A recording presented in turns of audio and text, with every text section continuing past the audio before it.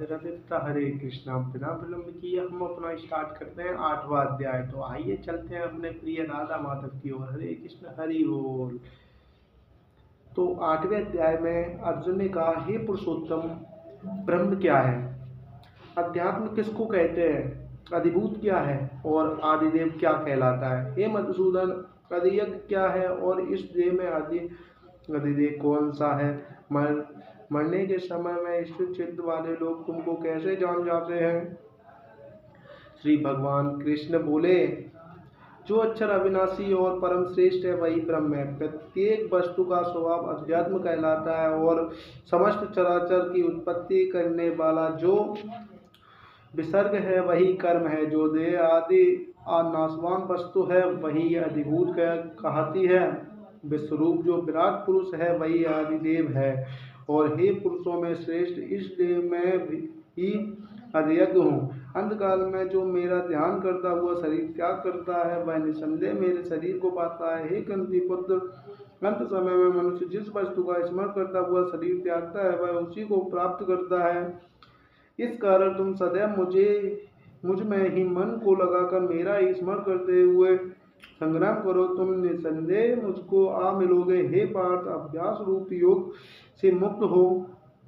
दूसरी ओर न जाने वाले मन से सदा चिंतन करता हुआ पुरुष परम और दिव्य पद को ही प्राप्त होता है। अतएव जो अंत समय में मन को एकाग्र कर भक्ति पूर्वक योगाभ्यास के बल से दोनों के मध्य भाग में प्राण को चढ़ाकर सर्वज्ञ अनादि संपूर्ण जगत के नियंता, सूक्ष्म से भी सूक्ष्मतर, सबके पोषक, अचिंत्य स्वरूप सूर्य के समान प्रकाशवान, तमोगुण से रहित परम पुरुष का ध्यान करता है वह उसको मिलता है।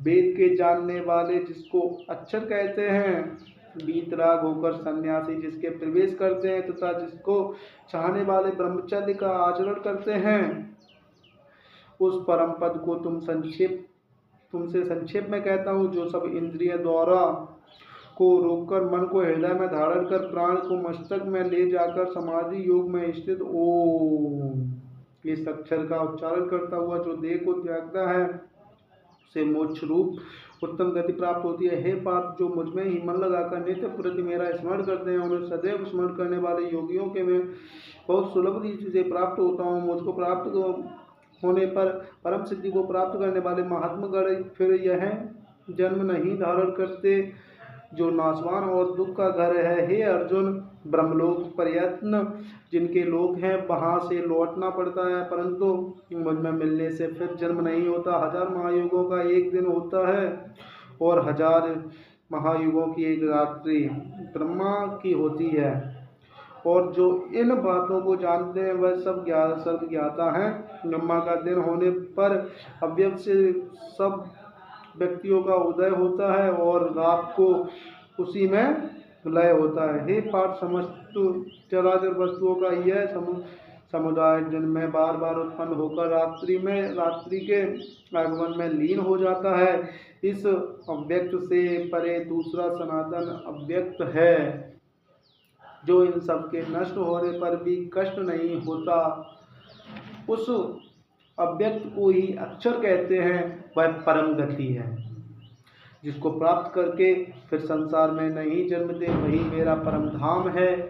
हे पार्थ, जिसके अंतर्गत सब प्राणी हैं और जिसने उस समस्त जगत का विस्तार कर रखा है, वह श्रेष्ठ पुरुष अन्य भक्ति से ही मिलता है। हे भारत श्रेष्ठ, जिस काल में योगाजन देह छोड़कर फिर नहीं लौटते हैं और जिस काल में अग्नि प्रकाश और दिन शुक्ल पक्ष हो, ऐसे उत्तरायण के 6 महीने में मृत्यु को प्राप्त होते हैं। धूम्र रात कृष्ण पक्ष दक्षिणायन के 6 महीने इनके मध्य गमन करने वाले चंद्रमा की ज्योति को पहुँचते हैं और लौट आते हैं। संसार को नित्य चलाने वाली शुक्ल और कृष्ण नाम की 2 गतियाँ हैं। एक से आने पर लौटना पड़ता है और दूसरी पर फिर लौटना नहीं होता। हे पार्थ, योगी इन दोनों गतियों का तत्व जानता है, इसी से मोह में नहीं पड़ता। अतएव हे अर्जुन, तुम सदा योग मुक्त हो।